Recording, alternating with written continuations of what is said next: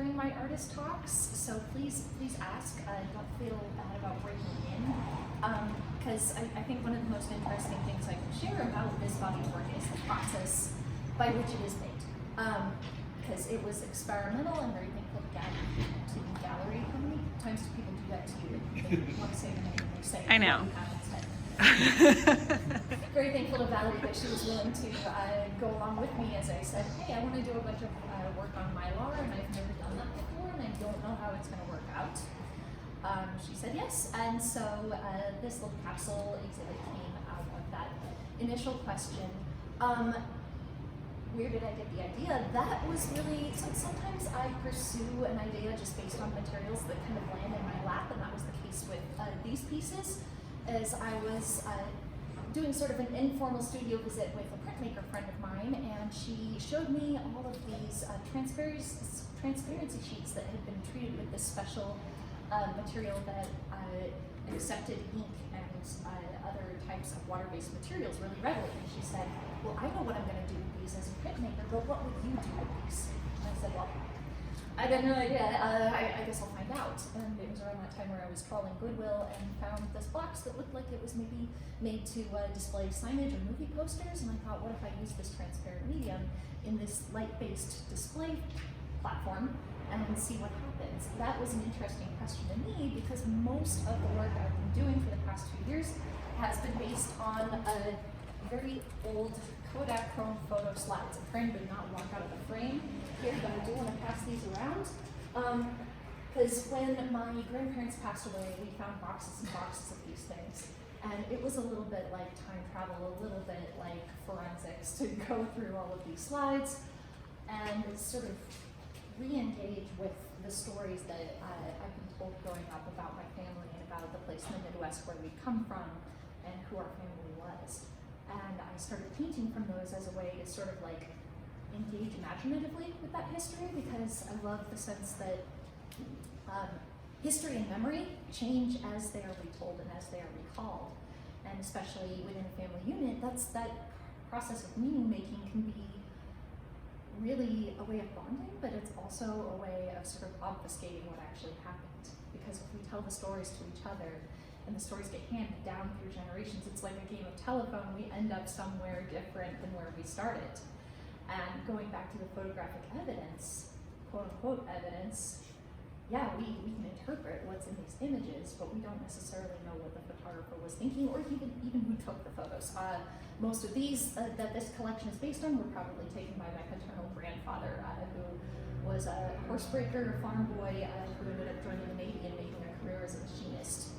A person who works with mechanical things, but he had this camera and he took it with him everywhere, and we have all these very badly composed photos of different family events through the 1960s. My dad was born in 1955, so really the timeline starts there, and we see this chronology of this sort of Midwestern farm family through his eyes. And when I engage with these images, half the fun is putting them in the projector and trying to reframe and reconstitute like what his composition was, and then turning it into the composition that I feel good about painting. Because a lot of them do have this sort of Rockwellian vibe. You can mess with the sort of setup of the shot to create different geometric forms, different ways of making the characters interact, and in doing so, you frequently change the story that's being told. And that's half the fun of it for me, is just playing with those visual elements. So another thing that I wanted to show you is just how old the equipment is that I'm using. I'm using vintage Argus projectors, which require a very special kind of light bulb. These don't normally have this bulbous charred bit in the middle. This is what happens when those bulbs break out. So these things cost about $300 if you try to find them online today. So this is about $300 and three years of work sitting in this box. These are all my dead bulbs. And I'm down to my last one, which feels sort of existential.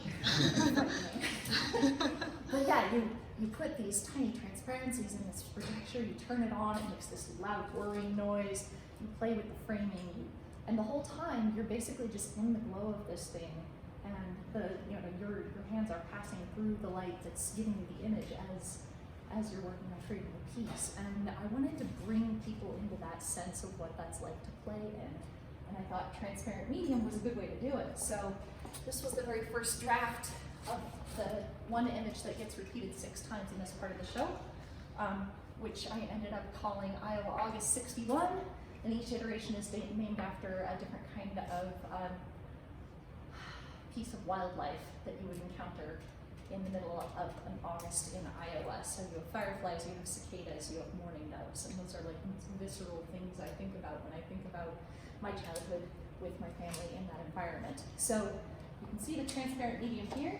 You lift your finger, you press it to the, I don't recommend you do that, but you can, and it will stick because it's an aquaphilic medium that these things are treated with.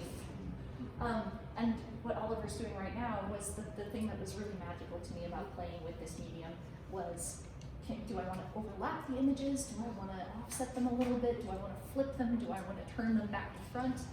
And how does this change the story that's being told in the composition? And that was why I decided to do 6 of the same thing. Was just really trying to figure out what the story is that's being told and how it changes when you mess with the composition.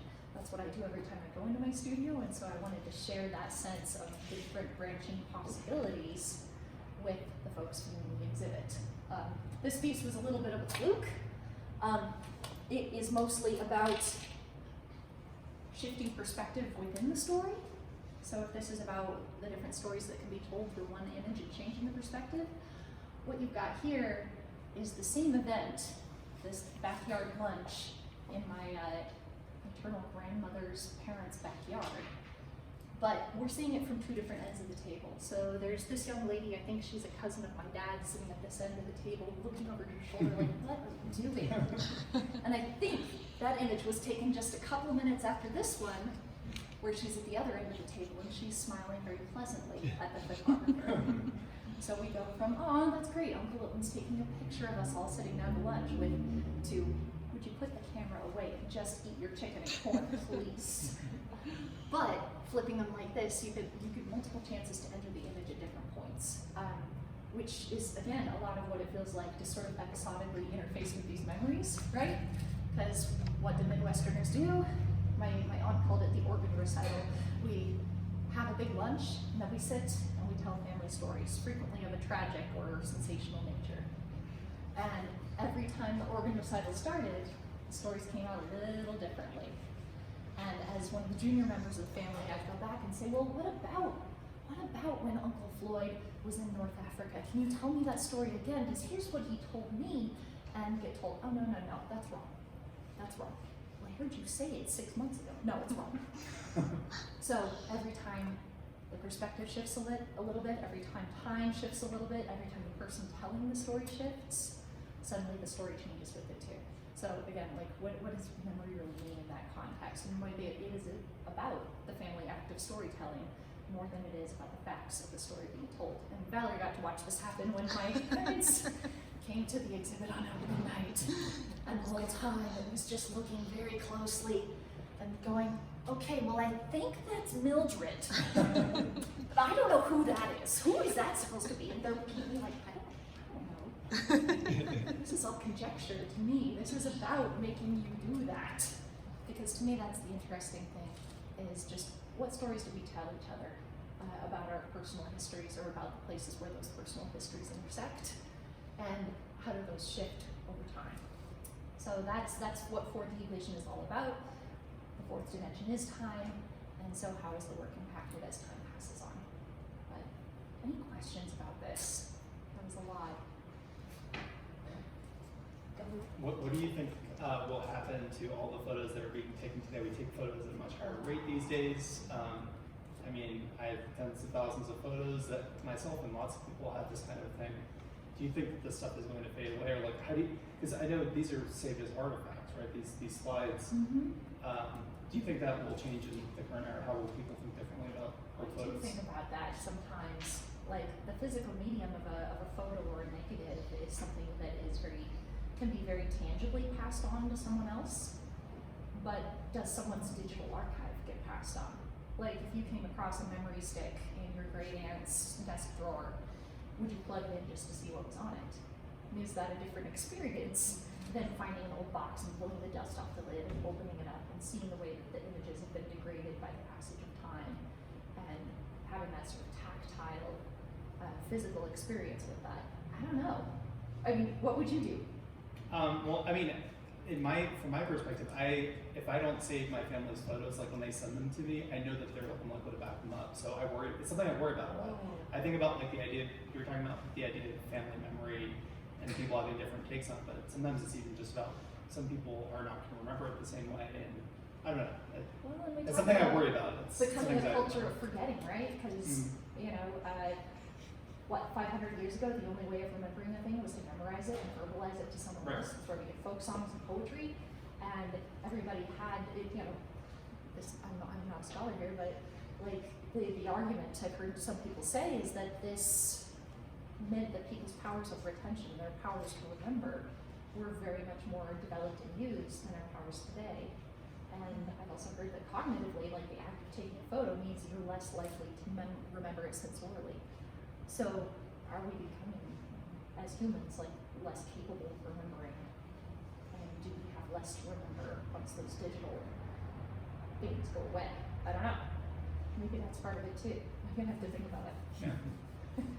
Any other questions, guys? I have a question. Yes. Why the red and the blue? That's a good question. I like red and blue. I really, really like that bright red. Like your lipstick is making me so happy right now. But and for the show I did for Valerie back in 2015, it was all focused on that color. Specifically a red blanket that my sister and I used to play make-believe when we were growing up together. But the red and the blue seemed to play nicely together. I had this blue ink that my aunt had sent me along with like an old Waterman pen, and I just, again, sort of like using what's given to me felt like a good direction to go in. And I was thinking a little bit too about the sort of 3D glasses that you put on at the movie theater, and thinking about like that as a way of sort of warping your own eyesight, and just like the visual vocabulary we developed around those two colors working together, right? Like we instantly feel like we know what it is, and it's kind of nostalgic, and it's kind of compelling, and it's kind of poppy. But I don't know. I didn't think much about it beyond that, to be honest. It was very handy in July. Yeah, I didn't even think about that. But Yeah. like it feels nice to look at, and I have had some people say, like, well, what happens if I put on 3D glasses to look at your stuff? I have no idea. I would love for somebody to bring a pair of 3D glasses and go, oh yeah, half of it disappears, because that would be kind of a cool effect too. Yeah. But I feel like I've just dipped my toes into this particular set of colors and ways of expressing images, so I'll probably keep going from here and maybe playing with the idea of disappearance is something that might happen next, because I like how both of you touched on that. Something that's fun to tell too is she made it so the larger one can face either way. You can hang it either way, and the cord goes both ways too. So I think that's kind of special and fitting for that piece. So yeah. You can have grumpy cousin Colleen, Right. cousin Colleen. Depending on your mood. Yeah, which is cool. Yeah, She said Colleen. What's her name? I made that up. I feel like my mom said cousin Colleen to me, but I wouldn't swear to it, and I'm sure my mom will probably tell me I'm wrong later. She is a grumpy Aunt Colleen. So well said. That's funny. So our daughter got a disposable camera recently. Just got the pictures back after like 2 months, which she thought was ludicrous. But they turned out great, and then she took a picture of it with her phone and posted on Instagram. Hey, you know what? At least she felt like it was something she wanted to share. Yeah. Yeah. That's kind of great. Yeah, that's cool. Any final thoughts before Rachel tells us all about her pieces? Just I am really surprised. I thought for sure you were just trying to invoke this Americana in the 60s vibe with the color. So it's really interesting to hear your explanation for the colors. It's fun to find out the truth. I love that Valerie used like the old airmail border Right. Yeah. show cards. Like that is That's yet fun. another way of looking at that I've never thought about. Yeah. But it works. It's seemed fitting. That was fun. All right, well, thanks, Claire. Thank you guys for Appreciate listening. you.